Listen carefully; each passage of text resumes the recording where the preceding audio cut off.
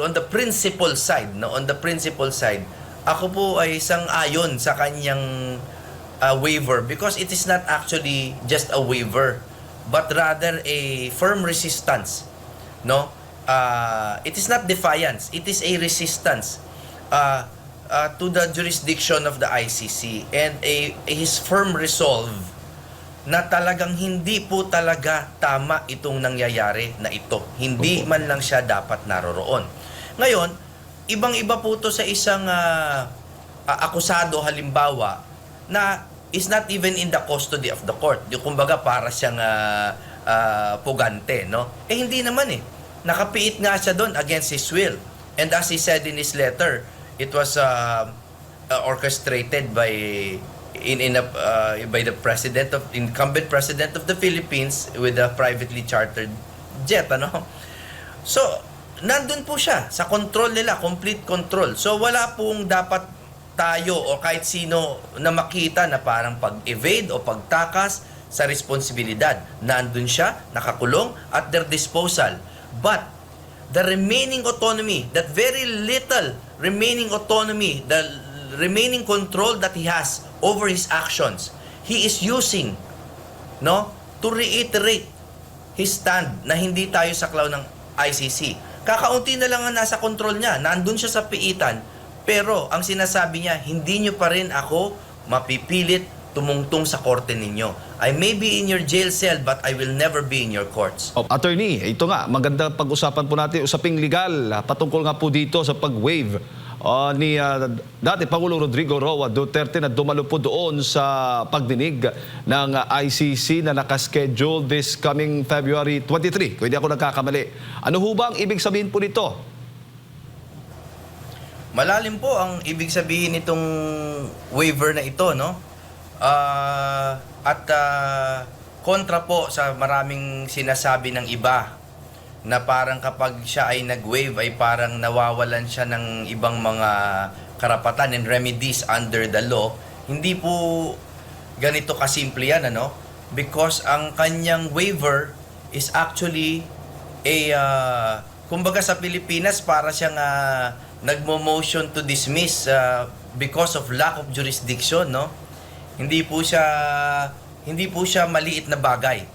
In short, our former president is emphasizing the fact that he does not recognize the jurisdiction of the ICC, and I think this matter of jurisdiction really has to be resolved, no? And I know it's been resolved before, parang ruling na sila na meron silang jurisdiction, no? But that's the problem with international law because wala na tayo ngayong ibang korte na mapag-aapilahan ng kanilang unilateral decision na meron silang jurisdiction. In short, no, this waiver is a reiteration of the good President Attorney Rodrigo Duterte na hindi po tayo saklaw ng ICC. Opo, at bukod sa hindi saklaw, yan po yung nabanggit po niya doon sa kanyang naging pahayag na hindi niya kinikilala ang jurisdiksyon ng ICC at syempre yung edad po niya at yung kalusugan ng isa rin po sa mga dahilan kung bakit po siya nag-waive. Attorney, tama. At ano po yung legal na basehan? Tama ho ba itong naging pahayag ng dating Pangulo? Opo, para sa akin secondary kasi 'yon eh. Kasi ang first and foremost talaga, no, is talagang wala silang jurisdiction. Never mind the humanitarian aspect kasi that is an appeal to their humanity which obviously the ICC does not seem to be exhibiting presently. Sa international law, meron po tayong doktrina or legal concept na ex acquo et bono. No, mahirap spelling yun, Latin yun eh. But it is a very old and established concept, ex acquo et bono, which roughly translated means parang pwedeng merong karapatan ang korte na mag-decide based on humanitarian reasons, no? Sa kanila po nanggaling yan, hindi lang po yan sa Rome Statute, no, kundi sa International Court of Justice at marami pa pong ibang mga treaties.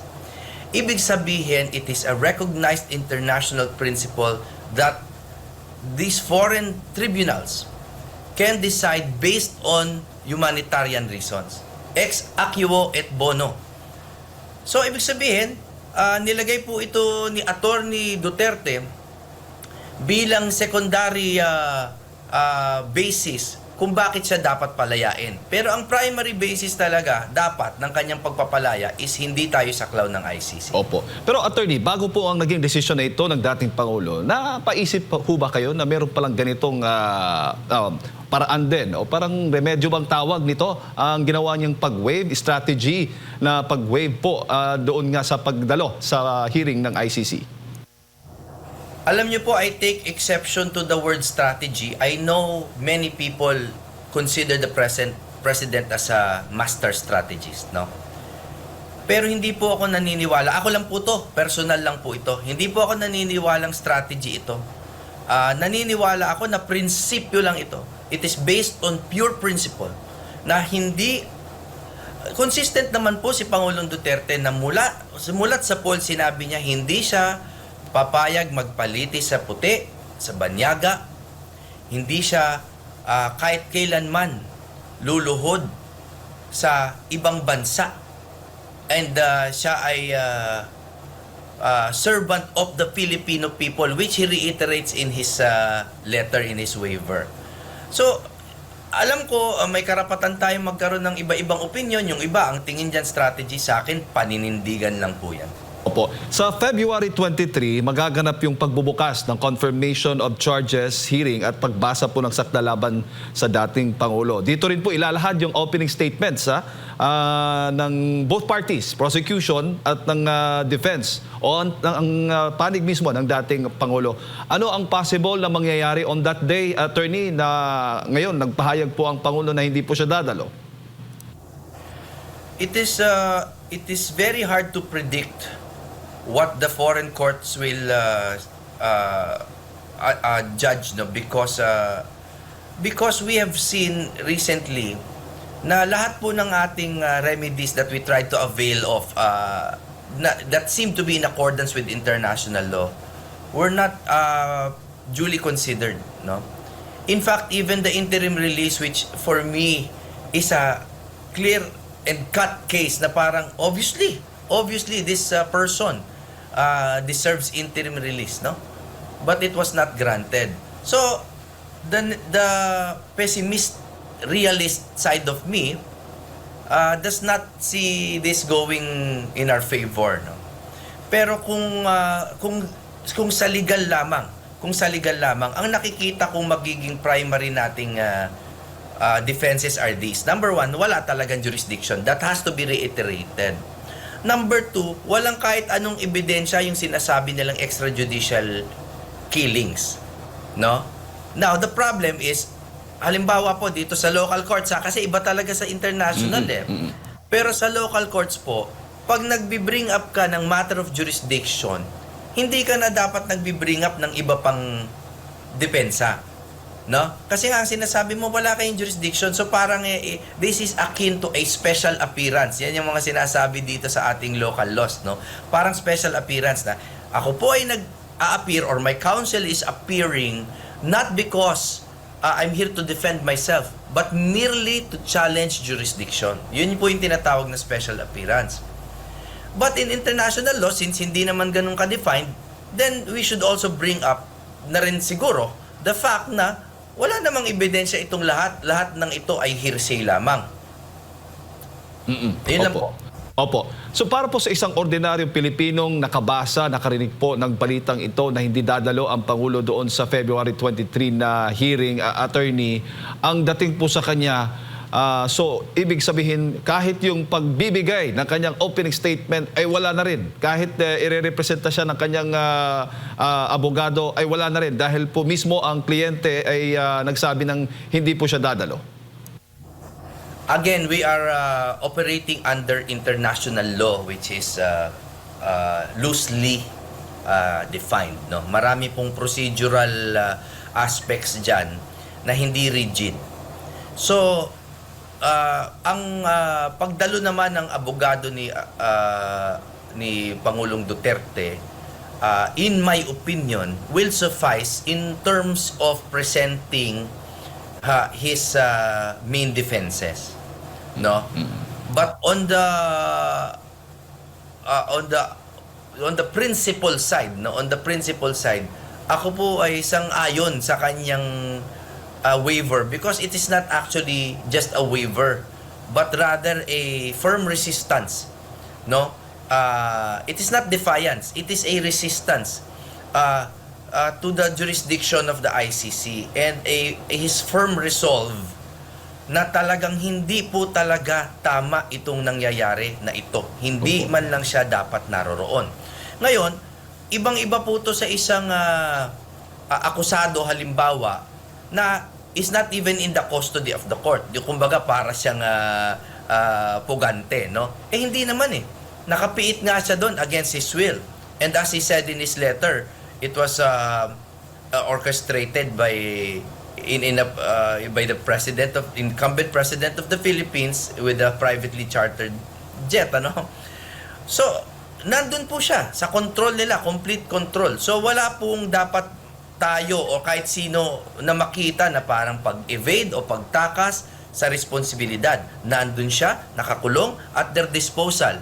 But the remaining autonomy, that very little remaining autonomy, the remaining control that he has over his actions, he is using, no, to reiterate his stand na hindi tayo saklaw ng ICC.